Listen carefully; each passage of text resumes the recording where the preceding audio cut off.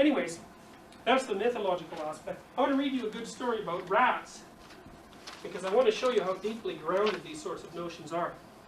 I want to tell you a little story first before I read this.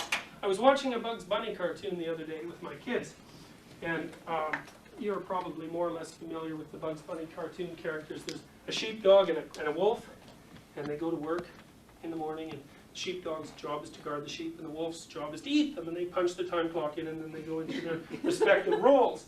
Anyways, the sheepdog is always beating the wolf up badly, and he gets the real rough end of the stick. Now, there's one scene there. The sheepdog is sitting on a cliff watching the sheep, and it's raining, and the wolf gets a bright idea. He's going to put hair tonic on the sheepdog's head. Okay? And it's raining so that the sheepdog won't notice. So he sneaks up behind the sheep, and he puts hair tonic on his head, and hair grows down over his eyes. All right? Now, so the sheepdog's sitting there, and the wolf climbs up the cliff. And the first thing he does is he has a glove on a stick. So he's hiding behind the cliff, and he puts the hand on the stick, and he raises it in front of the sheepdog's face. No response. Now, that wolf is exploring unexplored territory, and it does it cautiously. It sticks the stick on there. Nothing happens. So then the next thing it does is it just pokes its head up and goes right down, and it looks. Nothing terrible happens. So then it climbs up on top of the cliff, and it waves its hand in front of the sheepdog. It's starting to smile now. It thinks it's pretty smart. Then it's jumping up and down and so on. Okay, so it's explored the territory. It's mapped it. Originally, the unexplored territory was anxiety-provoking. The wolf underwent a whole sequence of exploratory activities, mapped the territory, safe, so then it's off to steal a sheep. Okay, that's funny. It was funny because animators are great at picking out what we do and exaggerating them, so they're comical. That's exploring unknown territory. Okay. Most of the time when behavioral psychologists teach a rat to be afraid, and that's what they think they're doing, they take a rat that's secure. So they presume that the natural state of the rat is secure. But the only bloody reason the rat's secure is because it's already explored its cage. So you put a rat in a cage and it'll freeze because it's scared.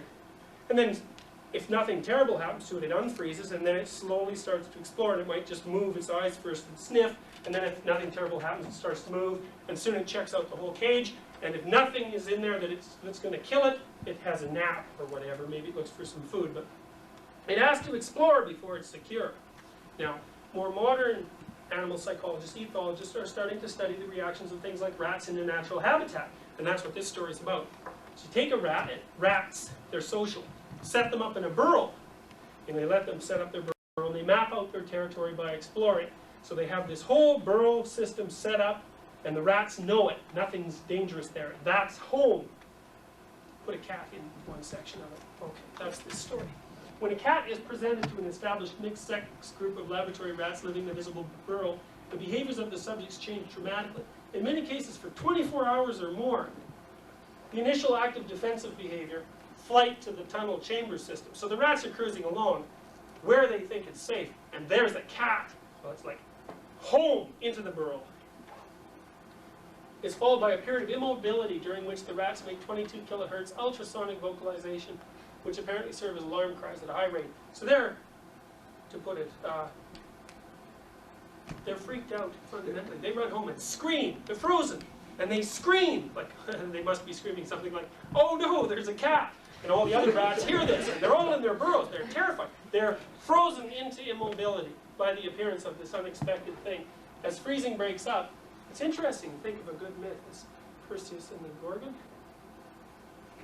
Show the face of the Gorgon. It's this female head that's covered with snakes. That's an image of the unknown. That thing turns you to stone.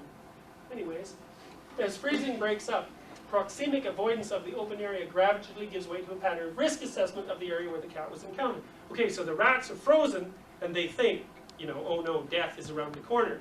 They don't precisely think that, but that's how they act.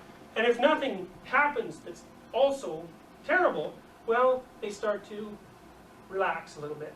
And as soon as they start to relax, the circuitry, like they're very curious about this unexpected occurrence, but they're overwhelmed by anxiety. They don't do any exploring. They run back and make sure that nothing terrible happens, just like that wolf did with the sheepdog. They run back, and as their anxiety recedes, their curiosity starts to predominate. So they go back to the open area. Subjects poke their heads out of the tunnel openings to scan the open area where the cat was presented for minutes or hours before emerging. So they're like watching. This is new territory now. There was not supposed to be a cat there, so let's just see what happens. So they're watching and watching and remapping the territory.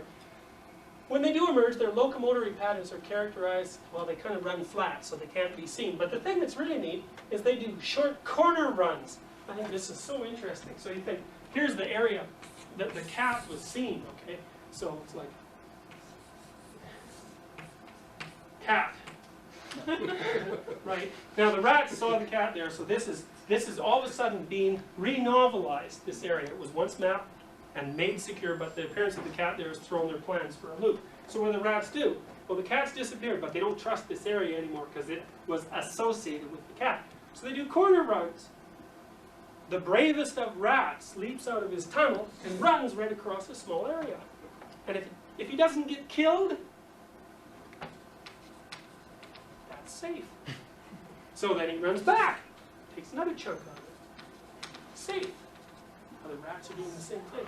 Soon, if there's no cat, the whole area is mapped again.